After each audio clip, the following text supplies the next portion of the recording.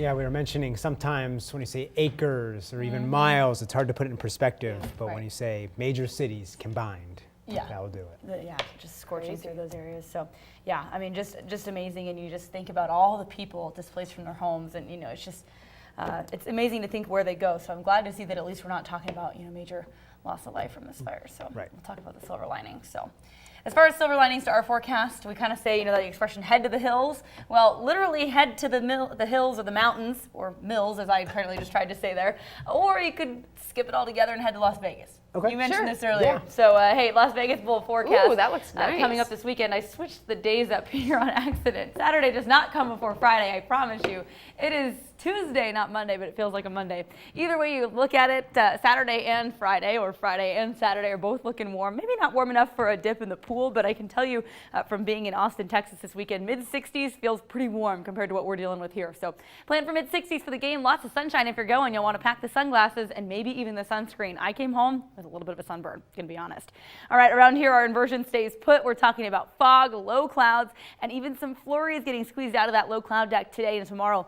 Then we do get to clean house. We get to sweep out this inversion heading into the weekend. That does lead to an unsettled weekend. We've got a couple of possible features in the forecast that could bring us some wet weather, but again, it's pretty early and some of the models still disagreeing on strength and impacts with these, but we'll talk about them here in a sec. Air quality, everybody waking up to the yellow except for Nampa. We do have a yellow air quality alert still in effect. Air quality alert also in effect for Southeast Oregon. So that's probably where the more stagnant air is. We've kind of seen it stuck there for a few days. Dense fog advisory also popping up on our watches and warnings boards this morning down toward Twin Falls.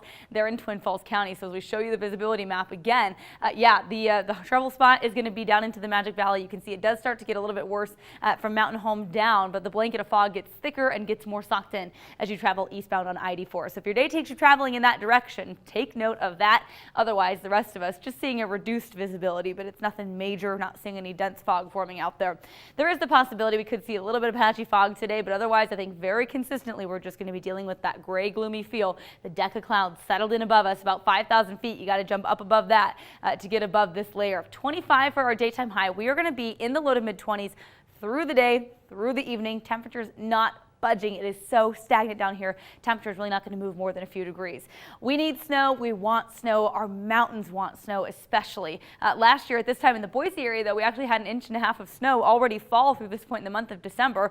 This year, well, just 1/10 of an inch, and it kind of came earlier this month. It's been bone dry ever since, and yeah, we want to change. We are going to get a change, but as far as how much potential is going to bring for accumulating snow in the mountains, or at least a pounding of snow, a little too early to tell still. However, high pressure locked in and in control for the next few days. The ridge will actually kind of shift westward just a little bit, but you can still see how amplified those lines are. That means this is still going to be a big area of high pressure to deal with. The inversion locked in place, kind of stuck here. By the end of the week, though, you can see the ridge lines kind of breaking down. The pattern of those lines shifted. They came a little bit more downward. That hints at just a system that's going to come through and shake things up. So it should be powerful enough to gradually sweep out the inversion. It might take most of Friday to mix this out. You need a storm and or big winds. We're not going to get big winds, but this feature should be enough to clear us out for a few days. So hopefully some sunshine by later in the day, or at least by the weekend as we talk about the changes. So this also opens the door for storms. Really not seeing anything on the futurecast, and again, these models don't actually take us far enough into the future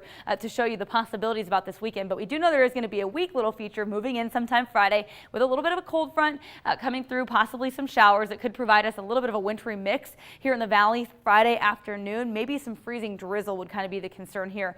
Daytime high about 33 degrees, so we're kind of right at that point where it's about freezing or above freezing, so could be introduced to possibly our first little dose of winter weather or winter driving conditions, but it doesn't look to be anything major at this point. Then from there, this weekend, I want to be honest with you, the models, again, kind of just arguing a little bit about what's going to happen. For us here, it looks like it'd be rain showers, if anything.